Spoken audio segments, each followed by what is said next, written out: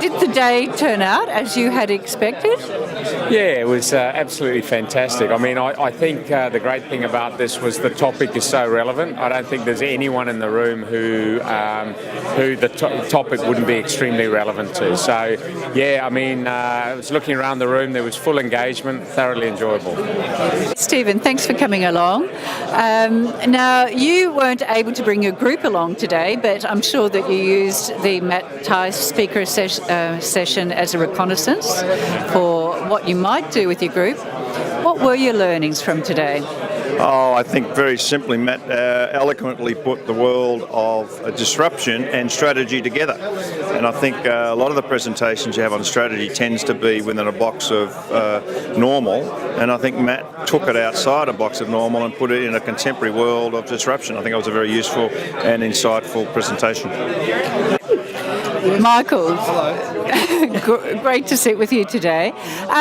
You've heard Matt Tice speak before. In fact, I hear that you've engaged him to work with your organisation. Yes, I did. You still came along today. For what reasons? I was very interested in the topic, which is disruption, because I'm working in an industry which is being disrupted, and I know I've worked with Matt before and I know how intelligent he is, so I thought he'd have a good view on it. So that's why. He's covered other topics for you, and yeah, we engaged him. The company he used to work for used to run balanced scorecard boot camps, and I did a week-long boot camp in Sydney with him, and then we brought his firm in to consult to the firm I was working for around strategy. So what did you learn today? I don't know. Or the most important thing you learned? I don't know if I learnt anything new, but it reinforced a lot of it. The most interesting part for me was the Y and the X-axis about business models, because I've done some work with John Beach, my tech chair, about business modelling before, and the business model and the journey for companies, and that reinforced what I'm looking at doing in the business I'm currently in. So that's what I found most interesting. John, your very first day at the tech office as a new member, what did you think of the speaker session with Matt Tice particularly? I thought it was very relevant to what we're experiencing. He's a good presenter and articulated well, and you could actually being disrupted and innovation is easy to talk about but hard to actually understand and do, and I think he did a good job of building some building blocks and what to think about and how you do stuff. What did you think about today's topic? Was there anything new for you or anything that perhaps challenged you in your thinking? I think I like the way he presented the whole issue around disruption with the X and the Y axis. It's like everything, when you have a different perspective, it actually adds to your knowledge on the point, and makes some of the concepts quite easy to understand, and it was very timely. I think it's a timely thing that all businesses have to understand and get a handle on, and so I thought it was a fantastic presentation. I like the way he did it. I am brand manager at Unios. My GM, he's one of the tech members here. This is the second tech event I've been to, so it's been really good. This has particularly been really interesting for us because we're currently going through a strategic exercise at the moment internally, so we got a lot out of it today. Fantastic, thank you. What do you think that was the biggest aha moment for you today? I think when he was showing that particular graph around the X-axis and the Y-axis in regards to doing more or disrupting your business model a little bit more, I think for us that was really interesting to see. Sort of in our previous strategic exercises, certainly we'll focus more on that Y-axis, so definitely in the future we'll be looking more along the X-axis. Thank you very much, Henry.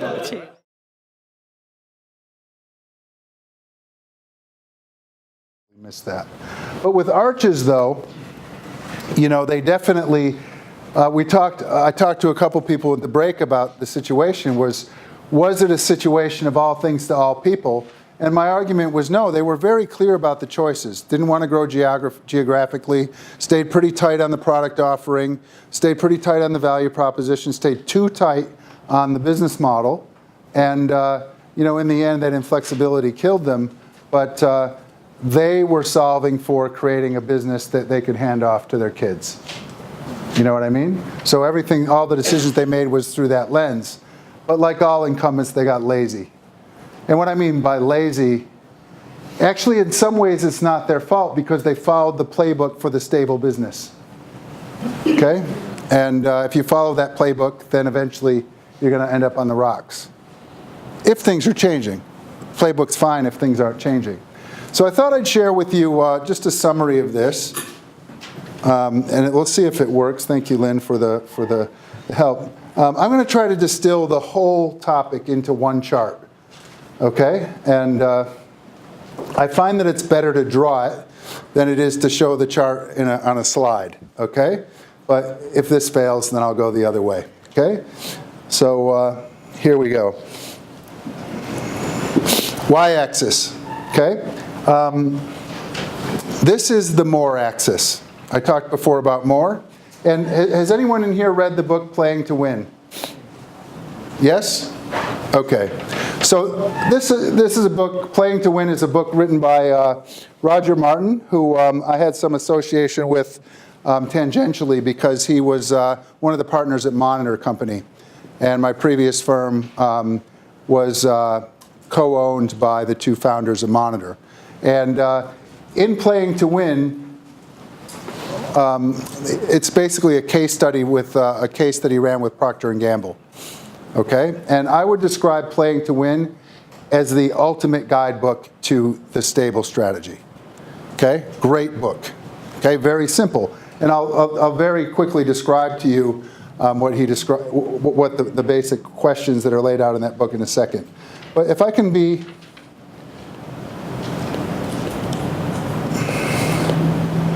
I'll put this on this axis, and we'll call that the more axis. Okay? And actually, a fascinating thing, it's taken me 25 years to get this, but there aren't that many choices that you have to grow. As it turns out, there's 5 or 6 things that you can focus on. So to travel up this axis, there's basically 5 things you can do. Ready? Okay? 1. I can introduce new products or services. Make sense? I can grow that way.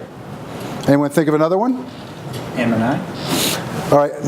I don't want to put M&A on this list because M&A typically will end up being will be a mechanism to get to one of these 5 things.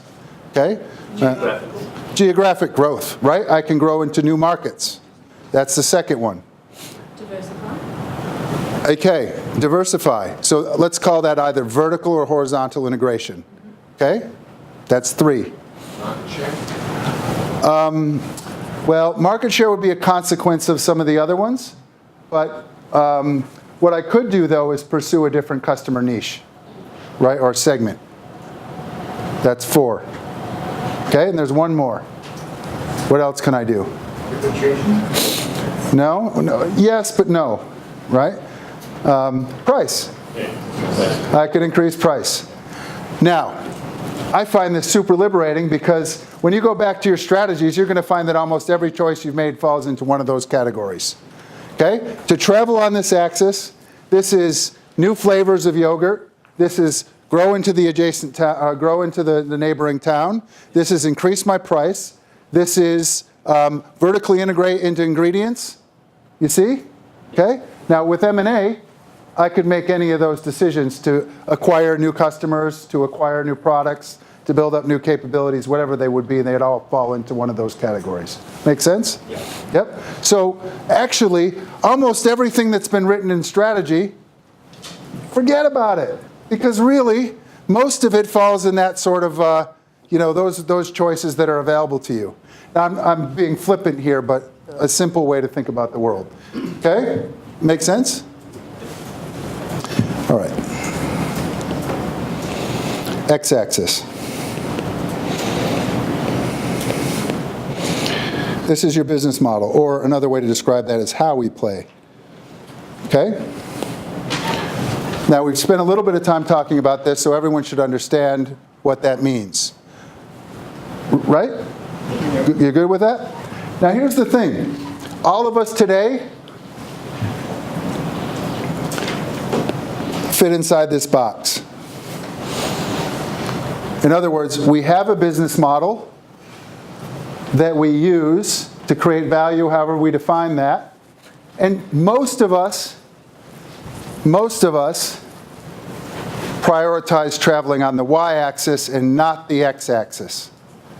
Do you understand what I mean by that? We are y-axis competitors, and that's the more axis. Now, let me make this a little bit more complicated for a second.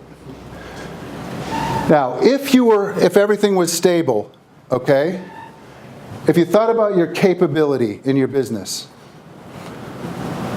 would you try to build capability way out here? Probably not, right? Would you try to build capability way in here? Probably not. Where do you want your capability? Right here, if things are stable. Let me give you an example, okay? McDonald's 1970 to say 2005. Okay, everyone knows McDonald's, so it's an easy one to think about.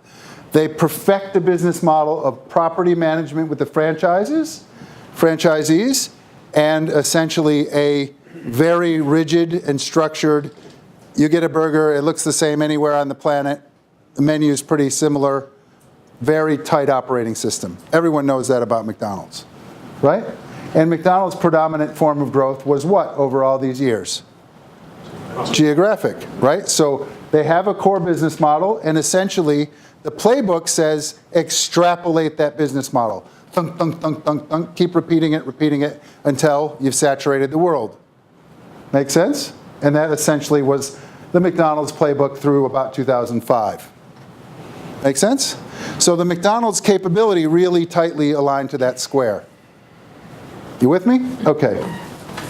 Arches. Now what we saw with Arches was in an equilibrium for a long time. Okay? They achieved their 80% market share through 2010. Okay? They were out of business at the end of 2016. Okay? So what they had done was essentially held the x-axis constant. Rigidly, they maintained an existing business model, and as things got difficult, and this is what we always do, this is what the incumbent does. I'll come over there in a second. First, I'm going to describe it to you guys. First instinct is to do what when things are really tough? Squeeze the box. Take cost out of the system. Okay? Shut down stores, whatever you have to do to kind of restore the profitability. The other instinct is new flavors, right? Invest in the value proposition. But when you're being disrupted, unfortunately, that accelerates your decline. That's a vicious cycle because essentially, I think I mentioned this earlier, you're adding complexity while you're taking out cost, which makes it worse. And in essence, that's the Arches story. Okay? I'm going to share in a minute a counter story to this one, a company that's gotten this right. And we saw at the beginning that there are some important, if you will, trends coming at us. There's change. Student behavior is changing. There's a new competitive model coming in. We didn't read that well. Make sense? And I talked before about castles. The frontier of the company and the customer tends to evolve away from us. I don't care if you're in B2B, B2C, services, doesn't matter. But over time, your customer retreats away from you. In other words, their preferences change. And now this is accelerating like crazy because even generationally or even we have evolved in a way, the way we make decisions. You talked about choice and control earlier. I think it was your point that we're now more demanding as consumers, and especially in B2B, it's even worse. So all these things kind of come together. And the simple thing, the way I look at the world is the incumbent tends to operate here.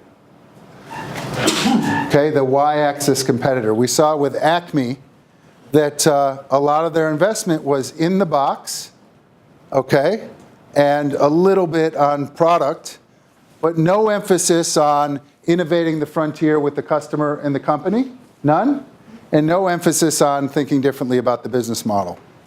but almost always, with very rare exceptions, the iPhone maybe, it's actually quite difficult to come up with examples of real product innovation that's super disruptive. There aren't that many examples. It's fascinating. But the disruption happens here. And disruptors are x-axis competitors. Incumbents tend to be y-axis competitors. And I find this to be a profoundly simple way to look at the world. But if you can kind of get all this into your head, it links all the things that you have to think about, right? The goal is to be a hybrid company where you are able to leverage the best of your existing capabilities, okay, but also materially alter your model to capture new opportunities in the market. And that may mean, James, changing your brand at certain points in your life cycle. It may mean, starting over and creating a new model, i.e. Jetstar, or it may mean just reconfiguring the way you create value. Those are tough choices that you have to make, but I find that most of us don't make them. Okay, it's a bit of a mess, and I'll give you a clean version in the pack to kind of look at that, but does that kind of make sense to you? So if I were to bridge the gap, since I probably won't come back, I do another talk just on innovation, and I tie this framework back, and I always talk about 4 different types of innovation that you need to think about. And this chart describes them very well. There is no such thing as innovation as one thing. Y-axis innovation is your product and service innovation. Coke Life. Remember Coke Life? I talked about that before. X-axis innovation is business model innovation. That's the stuff that happens here. Customer innovation. That's innovation at the frontier of the company and the customer. That's Starbucks creating a new and more meaningful experience for customers. Make sense? And then in the box, that's your process innovation. That's what Acme was doing with their Six Sigma guys.